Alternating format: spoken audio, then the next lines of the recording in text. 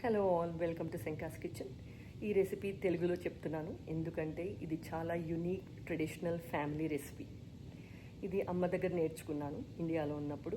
దీన్ని పెసలు బియ్యం పిండి చెగోడీలు అంటారు. పెసర్లు, గ్రీన్ పెసర్లు ఉంటాయి కదా, పెసర్లు 2, ఒక బియ్యం పిండి, ఒక కప్ బియ్యం పిండి, 2 కప్స్ పెసర్లు, గ్రీన్ పెసర్లు, ఆ 2 కలిపి గ్రైండ్ చేయాలి. గ్రైండ్ చేసి ఆ పౌడర్లో కొంచెం సాల్ట్, పచ్చిమిరపకాయలు, స్పైసీ కావాలంటే ఎక్కువ పచ్చిమిరపకాయలు వేసుకుని అందులో కలుపుకోవాలి.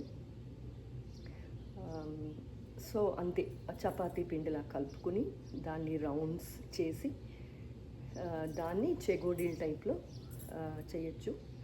దాన్ని అప్పంలాగా ఫ్లాట్గా నొక్కి కూడా చేయొచ్చు. ఇంకొకటి చెగోడీలు కావాల్సిన వాళ్ళు చెగోడీలా చేసుకోవచ్చు. సో దీన్ని రౌండ్గా చేసి బాల్స్ కింద చేసి పక్కన పెట్టి తర్వాత ఎక్కువ నువ్వులు దాని మీద వేసి కొంచెం ఇలా కలపాలి.